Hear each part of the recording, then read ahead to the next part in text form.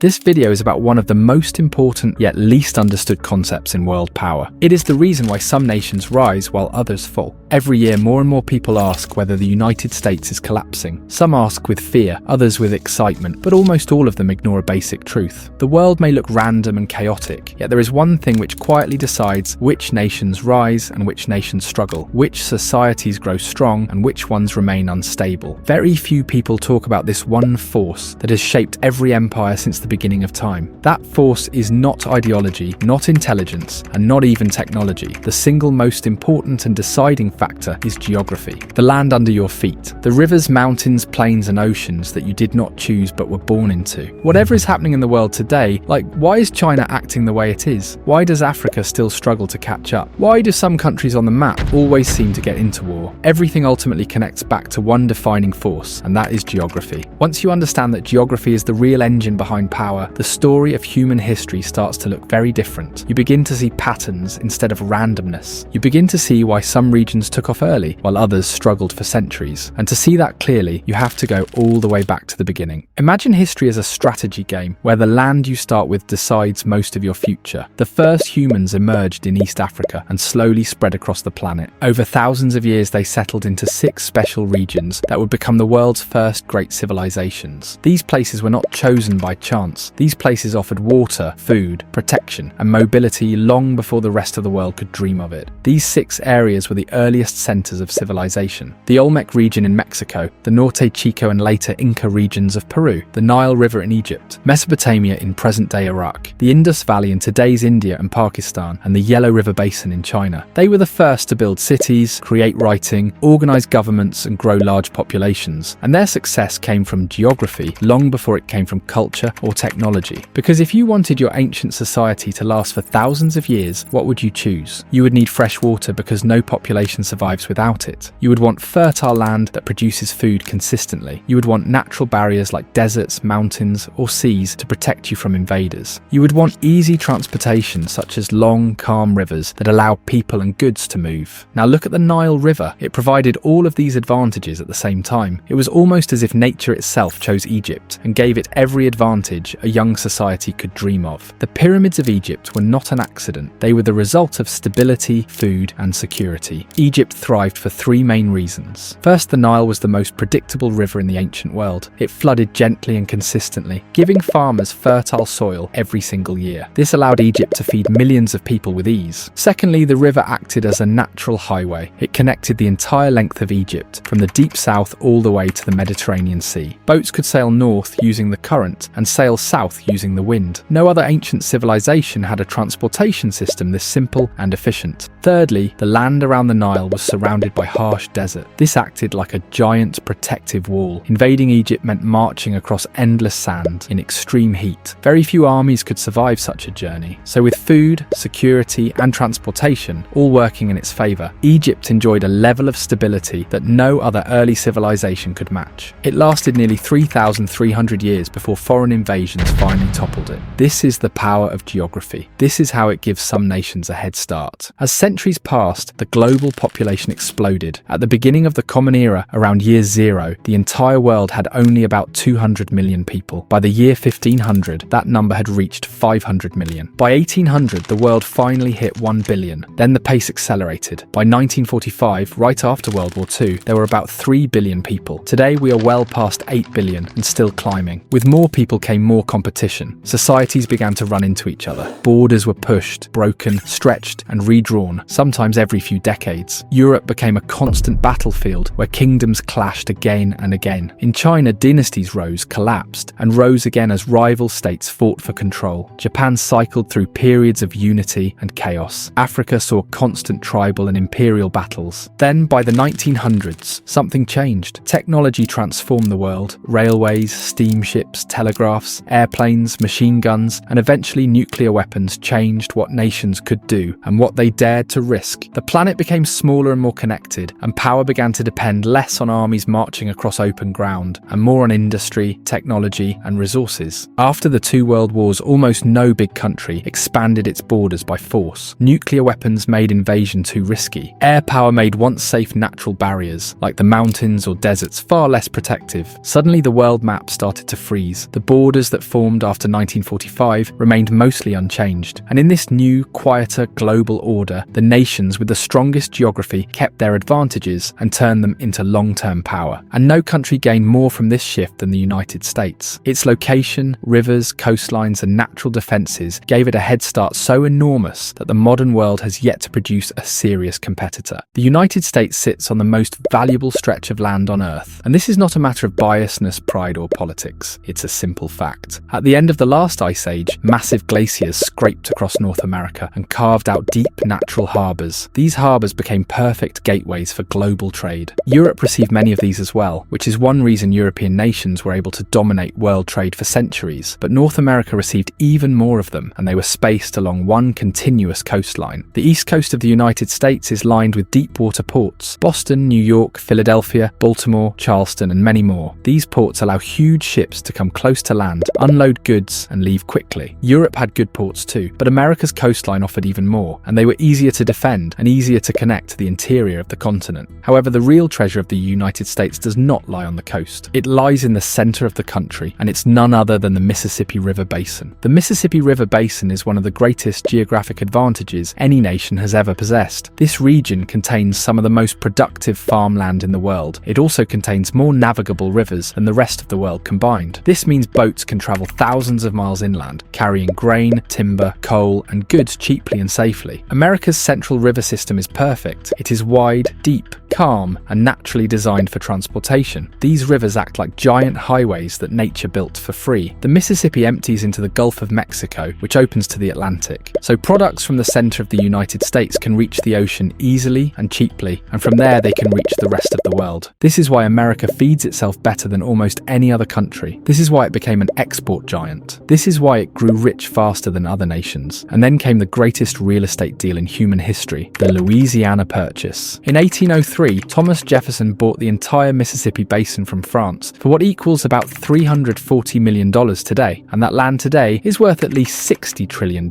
This one decision locked in America's fate, because when you have so fertile farmland, perfect rivers, two giant oceans protecting you, and multiple deepwater ports, no other country can match your starting position. That is why the United States became the dominant power of the modern world. Its geography gave it a head start that no other country could match. Now let's look at the other major regions of the world, because this is where the picture becomes even clearer, because every country wants to rise, grow, and dominate. Yet not all of them can do that, because the land beneath them limits what they are able to do. Let's take China, for example, which looks powerful on the map, yet its geography places it under constant pressure. China has access to only one major ocean, the Pacific, and even that access is partly blocked by neighbors like Japan, Taiwan, the Philippines, and Vietnam. These places form natural choke points that China cannot control. 80% of China's oil passes through the narrow Strait of Malacca. This tiny waterway can be blocked by rivals at any time. One blockade could paralyze China's energy supply and its entire economy. This is why China has been spending billions of dollars to build new paths to the Indian Ocean. It is constructing highways and pipelines through Pakistan, building transport routes through Myanmar, and expanding rail networks through Central Asia. Similarly, let's talk about Russia. Russia is the largest country on Earth, yet it faces two of the harshest geographic challenges any nation can experience. First, its western border is wide, flat, and open. There are almost no natural barriers. This is why Napoleon marched straight into Moscow in 1812, and Hitler did the same in 1941. Secondly, Russia has almost no warm water ports. Most of its ports freeze in winter. Without warm ports, it cannot trade easily or project naval power. This is why Russia fights so hard in Crimea and Syria. It desperately needs reliable access to warm seas. If we talk about England, for hundreds of years it ruled the world. Geography gave it an enormous advantage. Being an island meant it had natural protection from invasion. It also had 360-degree access to the oceans, which allowed it to build the greatest navy of its time. That navy carried English influence across the entire planet. However, the invention of air power changed everything. During World War II, German bombers were able to reach London in 30 minutes. The English Channel, once a strong defence, became meaningless. As technology advanced, England's geographic strength faded. Meanwhile, the United States, with its two vast oceans and unmatched farmland, rose to take the position that Britain once held. And lastly, we have Africa, which is incredibly rich in minerals, fertile land, and natural resources, and on paper it should be a global powerhouse. But this same geography is actually a curse for Africa. Most of Africa's major rivers drop sharply as they approach the coast. These sudden drops create rapids and waterfalls that block boats from travelling traveling from the interior to the ocean. The Congo River is the clearest example. It is long and powerful, yet no boat can travel from Central Africa to the ocean because the drop near the coast is simply too steep. Africa's coastline is also very smooth. A smooth coastline looks beautiful on a map, but it is terrible for building ports. Europe and North America have jagged coastlines filled with bays and natural harbours that protect ships from storms. Africa does not have this luxury, and as a result, building ports was difficult and extremely expensive. Without easy ports and navigable rivers, Africa struggled to build a strong maritime economy. Without shipping, global trade became limited, and without global trade, development slowed down for centuries. So once you look at the world through the lens of geography, everything becomes clearer. It all comes down to three simple questions. These questions decide the strength of any country on Earth. First, can you feed your people? Second, can you protect your land? And third, can you trade with the world? If the answer to all three is yes, then your country can rise. If even one answer is no, the country will always struggle. The United States is the only country today that answers yes to all three without any weakness. It has some of the most productive farmland on Earth, which keeps its population well fed. It has two vast oceans that act like giant shields against foreign armies. On the east, the Atlantic Ocean separates the United States from Europe by nearly 7,000 kilometers. On the west, the Pacific Ocean is even larger, stretching more than 10,000 kilometers between the United States and Asia, creating one of the strongest natural defenses any country has ever had. And lastly, it has deep water ports and open access to both the Atlantic and Pacific, which allows it to trade with every major region on the planet. However, this does not mean geography controls everything. Politics, technology, culture, and economy all matter, but geography decides the starting point. It decides the advantages and disadvantages. It decides how easy or hard the game will be. When people ask why Africa is so poor, why China is acting aggressively, or whether America is declining, they often miss the simplest explanation. The geography determines the options. Oceans, mountains, rivers, plains, and ports quietly guide the rise and fall of nations. Geography rarely changes, which is why a country's basic advantages stay the same for centuries. What changes is how well its leaders use those advantages. Follow this channel for more such informative videos. See you soon with another interesting topic. Take care.